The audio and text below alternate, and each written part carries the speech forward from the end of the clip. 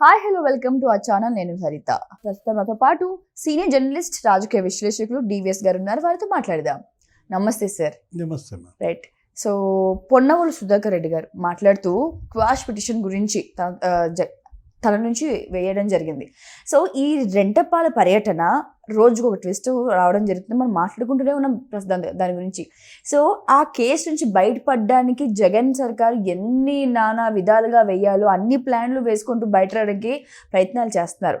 అసలు ఈ క్వాష్ పిటిషన్లో ఏం జరగబోతుంది, ఇక మున్ముందు ఇందులో మనం ఇంకెన్ని ట్విస్టులు చూడబోతున్నాం, అసలు ఏం జరుగుతుంది ఈ సింగయ్య మృతి పైన తర్వాత కేసులో? అంటే ఇప్పుడు ఈ కారు టైర్ కింద పడి సింగయ్య చనిపోవడం, ఈ కేసు నుంచి జగన్మోహన్ రెడ్డిని పొన్నవోలు సుధాకర్ రెడ్డి ఒడ్డును పడేస్తాడా, గుంతలోకి నెడతాడా? ఇరికించారని కూడా కొంతమంది అంటున్నారు. ఈయన పొన్ను సుధాకర్ రెడ్డి గారు మాట్లాడుతూ ఇరికించారని కూడా అంటున్నారు. అసలు ఏంటి ఇరికించడం ఏంటి, ఆయన తప్పించడం ఏంటి? అంటే పొన్నవోలు సుధాకర్ రెడ్డి గత సంవత్సర కాలంగా అనేక మంది వైసీపీ నాయకులు లేకపోతే మాజీ ఎమ్మెల్యేలు వాళ్ళ కేసుల్లో ఆయన హాజరైన ప్రతిదీ మిస్ఫైర్ అవుతుంది, బూమ్రాంగ్ అవుతుంది. ఆయన మంచి చేయకపోగా చెడు చేస్తున్నాడు. అంటే ఇప్పుడు మనం చూసాం, ఆళ్ళ రామకృష్ణారెడ్డి కేసులో దేనికి అటెండ్ అయ్యాడు, అక్కడ పోలీసుల దగ్గరికి వెళ్ళాడు, అక్కడ మంగళగిరి పోలీస్ స్టేషన్లో ఒక వీరంగం వేశాడు. అక్కడ ఎక్కడికి వెళ్తే అక్కడ పొన్నవోలు సుధాకర్ రెడ్డి అన్నీ బూమ్రాంగ్ అవుతున్నాయి. ఇప్పుడు ఈ జగన్మోహన్ రెడ్డి కేసు కూడా మరి సుధాకర్ రెడ్డి చూసి జగన్మోహన్ రెడ్డిని మరింత గుంతలోకి నెడతాడా? అంటే ఇప్పుడు క్వాష్ పిటిషన్ ముందు జరిగినవి దృష్టిలో పెట్టుకుని మళ్ళీ ఏమైనా అవుతుందా అన్నది ప్రజలకు ఉంది ఒక ఆలోచన అనమాట. అంటే పొన్నవోలు సుధాకర్ రెడ్డి వాదనలు వినిపిస్తారు అంటే భయపడుతోంది జనం కాదు, న్యాయవాదులు కాదు, లేకపోతే జడ్జిలు కాదు, ముందు వైసీపీ వాళ్ళే భయపడుతున్న పరిస్థితుల్లో ఇప్పుడు ఈ క్వాష్ పిటిషనే తీసుకుందాం. అది వేశారు అంటే ఏంటి, ఒక భయం కనపడుతుంది. ఇది ఒకటి నిజం. ఏంటి, ఆ కారు కింద అతను చనిపోవడం నిజం, అతన్ని గుద్దడం నిజం, అతన్ని ఈడ్చుకెళ్ళడం నిజం. ఇది జగన్మోహన్ రెడ్డి ఒప్పుకున్నాడు. ఆయన ఇచ్చినటువంటి ట్వీట్లో ఆయన ఒకటే మాట అంటున్నాడు, ఏమని, తనకి బందోబస్తు కల్పించడం అబద్ధమా, కారు కింద పడి సింగయ్య చనిపోవడం అబద్ధమా అన్నాడు.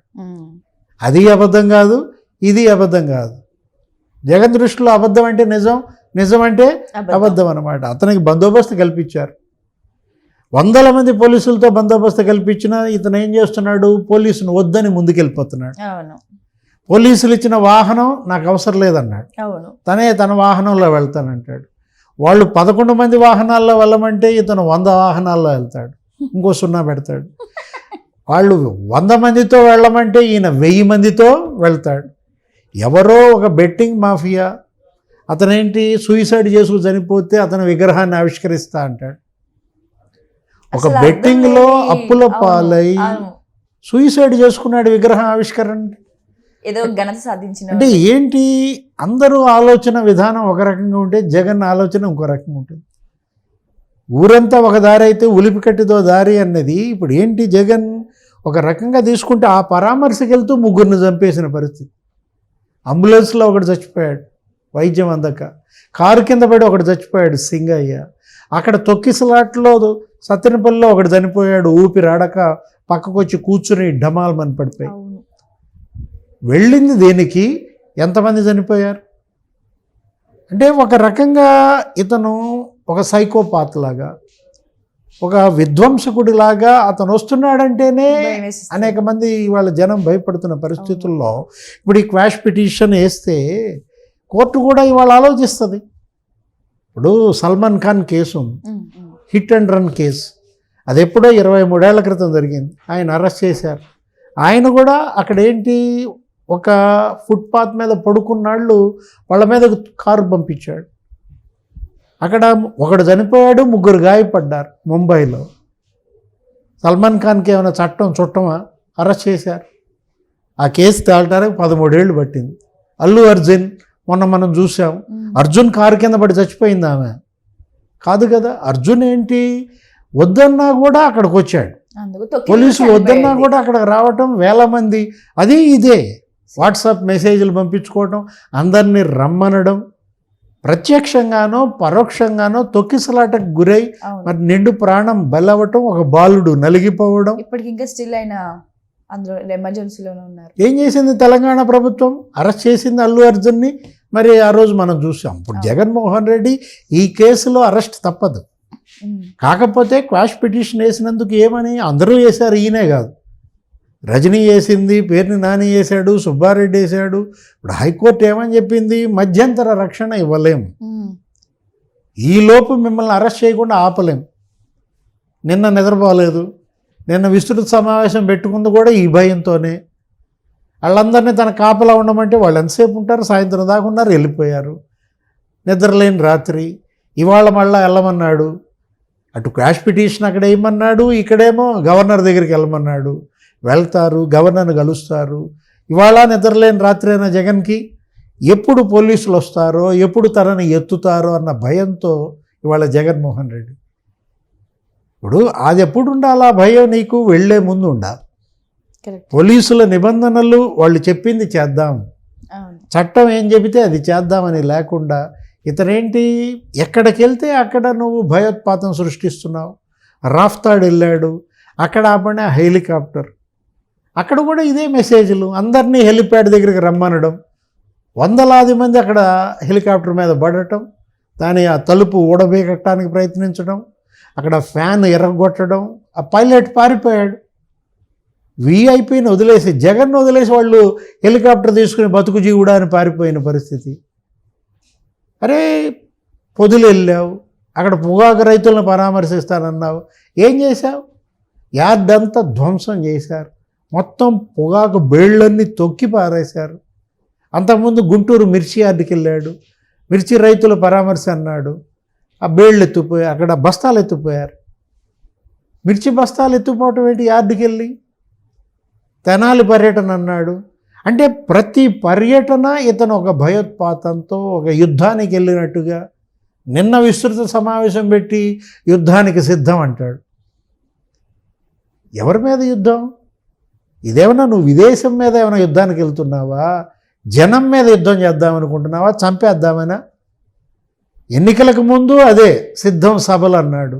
అప్పుడు కూడా చంద్రబాబు ఫ్లెక్సీ, లేకపోతే పవన్ కళ్యాణ్ బీజేపీ వాళ్ళ బొమ్మలు పెట్టి ఆ బొమ్మలతో బాక్సింగ్ చేపిస్తానంటాడు. ఒక ఉన్మాదం కనపడుతోంది, ఒక బరితెగింపు కనపడుతోంది జగన్మోహన్ రెడ్డి. అతను ఏంటి అసలు? ఇప్పుడు ఇవాళ కోర్టులు కూడా ఇవన్నీ చూస్తున్నాయి. అతను ఏంటంటే ఒక వ్యవస్థీకృత నేరగాడు. అతను చేస్తున్న అవినీతి ఆర్గనైజ్డ్గా చేస్తున్నాడు అధికారంలో ఉన్నప్పుడు. అతను చేస్తున్న నేరాలు ఆర్గనైజ్డ్గా చేస్తున్నాడు. మొత్తం క్రిమినల్స్ అందరినీ వాట్సాప్ గ్రూపులు పెట్టుకోవటం, గ్యాంగులుగా ఆ గ్రూపులకి మెసేజ్లు పెట్టడం. అన్న వస్తున్నాడు, మీరందరూ రోడ్ల మీదకి రండి అని మెసేజ్లు పెడతారా? ఆ ఫ్లెక్సీలా రప్ప కోసేస్తాం, రప్ప నరికేస్తామని ఫ్లెక్సీలు పెడతారా? అదేమంటే సినిమా డైలాగులు ఫ్లెక్సీలు పెట్టకూడదా? ఇదేం ప్రజాస్వామ్యం అంటాడు. అంటే జగన్మోహన్ రెడ్డి కోరే ప్రజాస్వామ్యం ఏంటి? వైలేషన్ ఆఫ్ రూల్సా? పోలీసుని టార్గెట్ చేయడమా? పోలీసులను బట్టలోడు తీసి తంతామనడమా? పోలీసుల మీదకి నువ్వెంత అంటూ దౌర్జన్యం చేయడమా? అంటే ఇతను ఏంటంటే ప్రజాస్వామ్యానికే ఒక వక్ర భాష్యం చెప్తున్నాడు. ఇలాంటి వాడి పట్ల మరి పొన్నవోలు సుధాకర్ రెడ్డి చేసే వాదనలు కూడా వికటిస్తాయి. ఎందుకంటే మొన్న గతంలో కూడా సుధాకర్ రెడ్డి పైన అక్కడ మ్యాజిస్ట్రేట్లు ఫైర్ అయ్యారు. అసలు జడ్జి మీదే ఈయన అరుస్తున్నాడు. అంటే పొన్నవాళ్ళు దృష్టిలో వాదనలు అంటే అరుపుల కేకల. ఈ అరుపులు, ఈ కేకలు ఒక ఉన్మాదం కనపడుతుంది. రోడ్ల మీద ఉన్మాదం. గతంలో మనం చూసాం జగన్మోహన్ రెడ్డి సీఎంగా అసెంబ్లీలో ఉన్మాదం. ఏ విధంగా అసెంబ్లీలో అప్పుడు ఎమ్మెల్యేలు మరి ఆ విధంగా బూతులు మాట్లాడారో, ఒక ఉన్మాద భాష, ఒక ఉన్మాద చేష్టలు. ఈ ఉన్మాదం నుంచి వాళ్ళ ఆంధ్రప్రదేశ్ బయటపడాలి. ఈ క్రిమినల్ గ్యాంగుల నుంచి వాళ్ళ ఆంధ్రప్రదేశ్ను విముక్తం చేయాలి. వాళ్ళ ప్రభుత్వం యొక్క బాధ్యత, కోర్టుల బాధ్యత, పోలీసుల యొక్క రెస్పాన్సిబిలిటీ. ఇవాళ ఏంటి, రేపొద్దున మళ్ళీ ఇంకో పర్యటన అంటున్నాడు. రేపు నెల్లూరు జగన్మోహన్ రెడ్డి పర్యటనలో మరి ఇంకెన్ని ప్రాణాలు బలవుతాయో. ఒక అచ్చోసిన ఆంబోతుల్లాగా వీళ్ళు రోడ్ల మీద పడుతున్నారు. వీటిని కంట్రోల్ చేయాలి. ఇప్పుడు రోగ్ ఎలిఫెంట్స్గా మనం మారిన పరిస్థితుల్లో పవన్ కళ్యాణ్ కర్ణాటక ప్రభుత్వాన్ని అడిగాడంట, అక్కడేంటి చిత్తూరు, శ్రీకాకుళం ఆ జిల్లాల్లో ఏనుగులు విపరీతంగా మదం ఎక్కి పంటలన్నీ పాడు చేస్తున్నాయి, కుంకి ఏనుగులను ఇవ్వండి అన్నాడట. ఇచ్చారు. కర్ణాటక ప్రభుత్వం ఒక 6 ఏమో కుంకి ఏనుగులను ఇచ్చింది. ఇప్పుడు ఈ రోగ్ ఎలిఫెంట్స్ పాలిట కుంకి ఏనుగులాగా ఎవరు మారాలి? పవన్ కళ్యాణ్ మారుతాడా, చంద్రబాబు మారుతాడా, లోకేష్ మారుతాడా? చూడాలి. Right, thank you sir, thank you so much. నమస్తే.